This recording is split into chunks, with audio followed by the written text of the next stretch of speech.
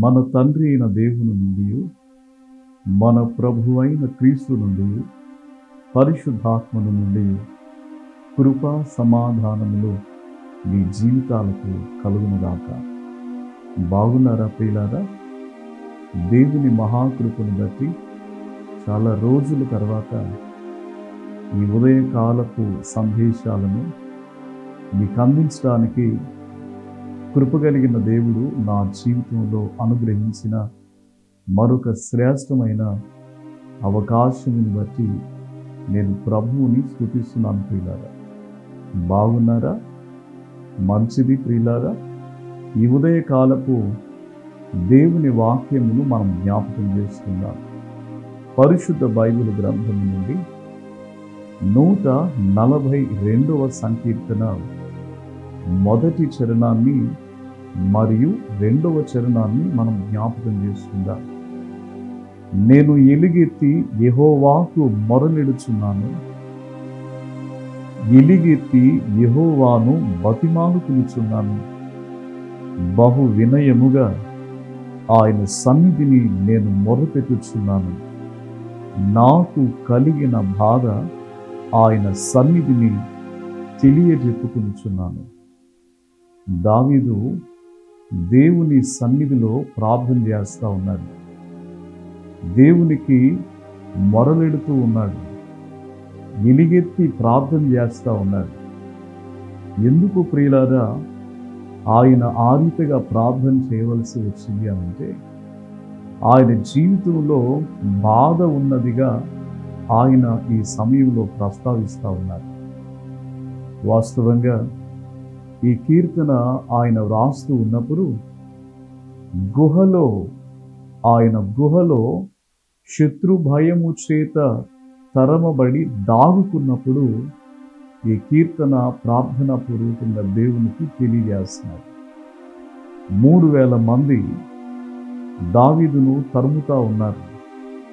ఈ కీర్తనలో 2 పర్యాయాలు తనకున్న బాధ ఎంత భయంకరమైందో, దేనిని బట్టి ఆయన బాధపడుతూ ఉన్నాడో తెలియజేస్తున్నటువంటి మాటలు మనము చదివినప్పుడు 3వ చరణములో 2వ లైన్లో అంటారు, నన్ను పట్టుకునుటకై నేను నడవవలసిన త్రోవలో చాటుగా పగవారు ఉరినొడ్డుచున్నారు.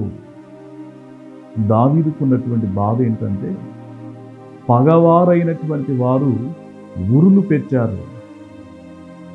రెండవది ఆయన అంటున్నాడు అదే కీర్తనలో, ప్రియులారా మనము చూస్తున్నప్పుడు 6వ వచనములో 2వ లైన్లో, నన్ను తరుమువారు నాకంటే బలిష్ఠులు, వారి చేతిలో నుండి నన్ను విడిపించు.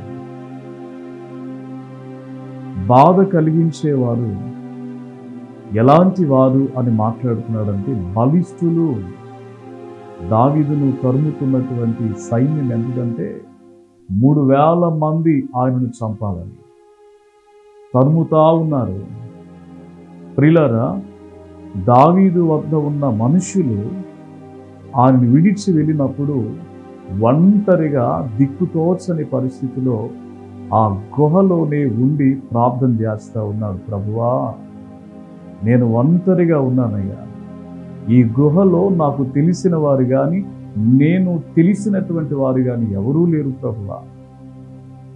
నా పరిస్థితి చెరలో ఉంచబడినటువంటి పరిస్థితిలా ఉంది ప్రభువా. నా పరిస్థితి ఎలా ఉందనంటే నాకు ఆశ్రయము లేదయ్యా. అంత మాత్రమే కాదు, నా ఎడల జాలి పడేవారు లేరయ్యా. ఇందును బట్టి, నా బాధను బట్టి నా ప్రాణము కృంగిపోతా ఉంది అని చెప్పి దేవునికి ప్రార్థన చేస్తున్నారు. ప్రియులారా, దావీదు జీవితములో ఉన్న పరిస్థితులే మీ జీవితాల్లో కూడా ఉన్నాయా? మీకంటే శక్తివంతులు, లేకుంటే మీ ముందున్న పరిస్థితులు మీకంటే గొప్పవిగా, మీకంటే శక్తివంతమైనవిగా, మిమ్మలను కృంగదీసేవిగా ఉన్నాయి కదా, మిమ్మలను బాధపరిచేవిగా ఉన్నాయి కదా. బలిష్ఠులైన వారు దావీదును తరుముతుంటే దావీదు దేవుణ్ణి ఆశ్రయముగా చేసుకుని ఆ చీకటి గుహలో ప్రార్థించినప్పుడు దేవుడు తనకు సహాయం అందించాడు. ఆయనను దేవుడు విడిపించాడు. సమాధానాన్ని, సమస్యలో సమాధానాన్ని దేవుడు ఆయనకు అనుగ్రహించాడు. క్రీస్తునందు ప్రియులారా, నీ చుట్టూ ఉన్న పరిస్థితులు నీకంటే బలమైనవిగా ఉన్నాయేమో, నిన్ను బాధిస్తున్నాయేమో, నిన్ను కృంగదీస్తున్నాయేమో.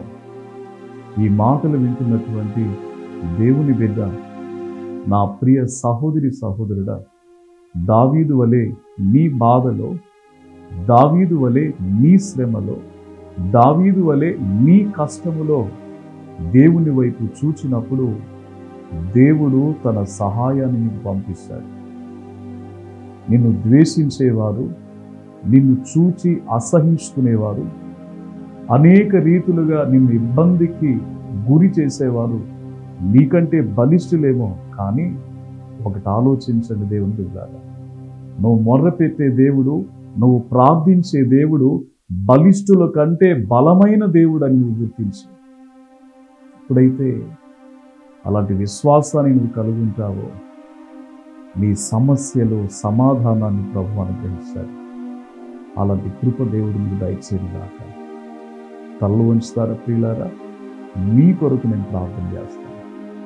మహోన్నతుడైన తండ్రి, సర్వశక్తిమంతుడైన దేవా, ఈ ఉదయకాల సమయంలో నలిగిన హృదయాలతో, కృంగిన జీవితాలతో సమస్యల గుండా వెళ్ళి, ప్రభువా, మా దేవా, మా నాయన, అలసి సొమ్మసిల్లినటువంటి పరిస్థితుల్లో ఎవరైతే ఉన్నారో ఈ మాటలు వారికి ఊరట కలిగించేదిగా, ఈ సందేశం వారి జీవితాల్లో ధైర్యాన్ని నింపేదిగా మీ అభిషేకమును దయచేయమని.